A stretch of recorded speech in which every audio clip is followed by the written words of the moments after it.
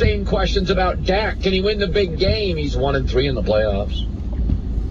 One thing we know about Jerry loves a good story that makes him look smart, especially that makes him look football smart. He loved that Tony Romo was undrafted. He loved that Dak Prescott went in the 4th round. He loves that Cooper Rush, nobody else saw him undrafted. The Cowboys did. Jerry did. Jerry knows football. Jerry loves these stories. And Dak sees all of this. And I know what you're saying now. It's way different. No, it's not. Let's go look at Tony Romo's career stats. Here we go. And Dak's today. They are identical. Yep. Identical. Win percentage, completion percentage, yards per attempt, passer rating, identical. And Dak is played behind a much better offensive line on average than Tony Romo did. Tony Romo, 10th highest passer rating to this day in the NFL. Tony Romo double the Pro Bowls. Here we go. Tony could have still played. He was hurt again, getting hurt more often. Again? That sounds familiar.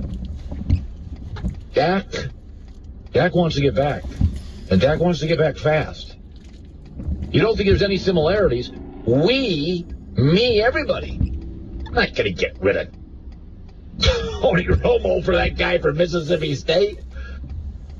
You got shows all over the country, opinion shows now, filled with cowboy opinionists. They're all talking about how good Cooper Rush is. Don't think Dak sees any of it? That's why Dak wants back now, and Mike McCarthy, his coach yesterday, said, we're taking it slow. You got to trust the medical process. I mean, this is a 17-game season. That was my, my immediate response. I know Dak didn't want to hear it, but we got to make sure that he's right for the long haul too. So not that I'm saying we're being conservative, because it doesn't really line up with him and the way he approaches, preparing for the play. But yeah, this really is following the medical timeline, and he's doing all the things you could possibly do and more to get ready. Let history be your guide. Mm-hmm. Dak knows how he entered this league. He can feel it. He can see it. He's hurt again. And this unknown guy, a little bit more mechanical, team leaning into the run game, the owner's smitten with him. Wasn't that long ago. Mm-hmm. Cooper Rush wins against Philadelphia. They are loving this. Wait until you hear what people say then. That's why Dak wants back. All right, we in the media have to have more discretion than you, the fans. Fan is short for fanatic. Okay. Fans love all their prospects. Fans think every draft pick is going to be great. And of the 7 to 8 players you drafted, 2 will be bust, 2 will get hurt, 2 will underachieve, 1 will be great, and 2 will be good enough. You think they're all going to crush. Nobody ever looks at their draft and goes, we didn't nail it. Yeah. So when Lamar Jackson came out for Baltimore, of course they thought he was going to be great. All right, they thought Kyle Bowler was going to be great. All right, so we bashed Dak now. So the show starts out, of course, everything is Dallas Cowboys. It's just amazing how everything is always the Dallas Cowboys to start. And they're loving this.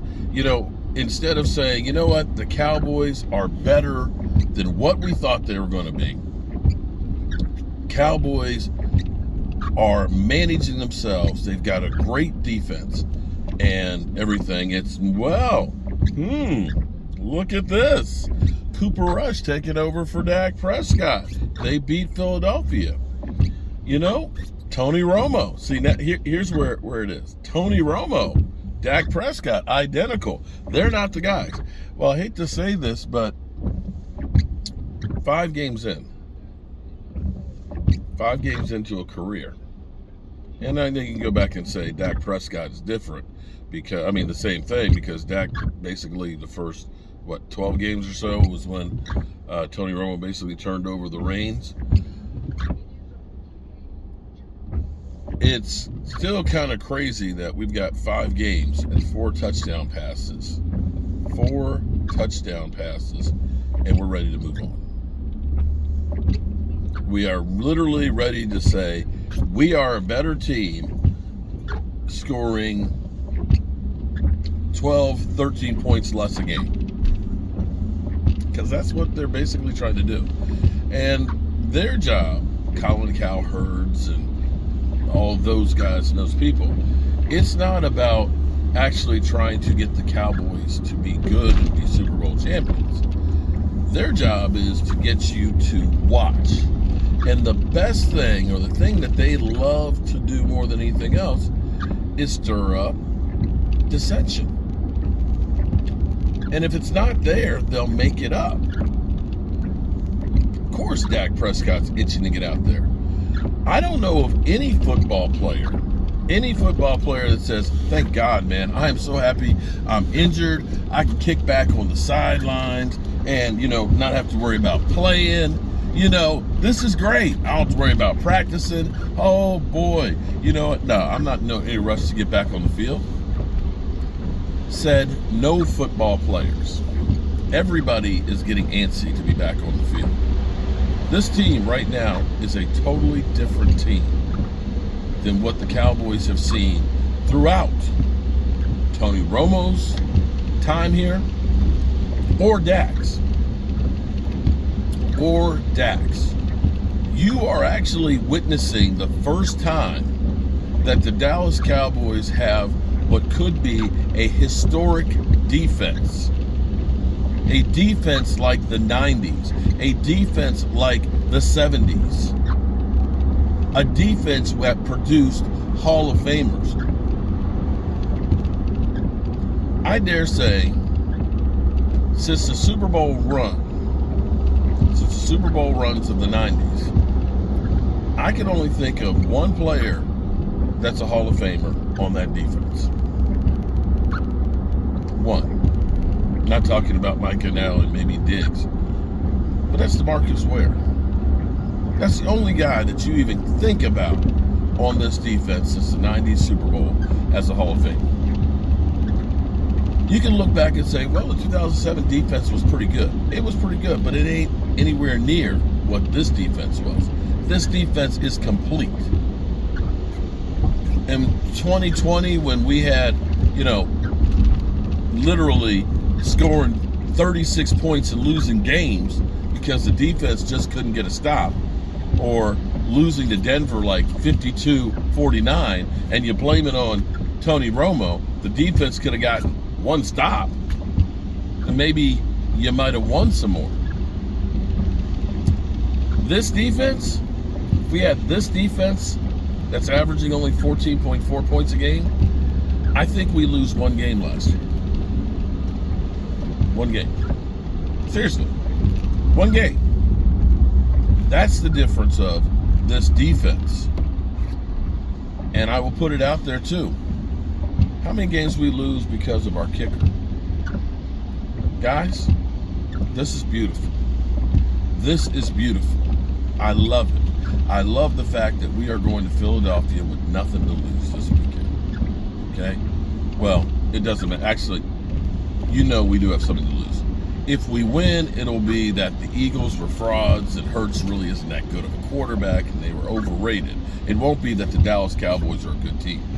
If we lose, we'll say it was all smoke and mirrors. The Cowboys were lucky. They're not really a good team. So we do have that to lose.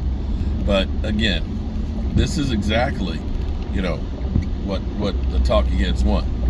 The Cowboys are losing. Oh, Mike McCarthy on the hot seat. We got to get rid of that guy. We can talk smack about him and Sean Payton. There we go. Cowboys are winning. Oh, we got a quarterback controversy. Should they hold on to Dak?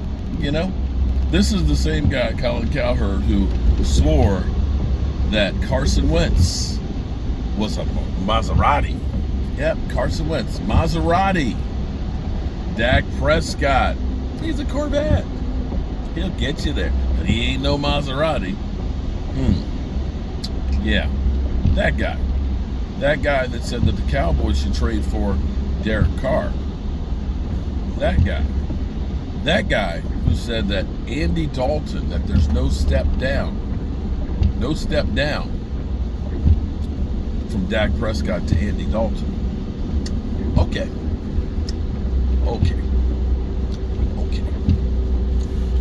Making my runs here in the rain. Unfortunately, I need to get some plywood, and I don't want it to get soaking wet, because Lord knows, the materials you buy today don't hold up the way they used to.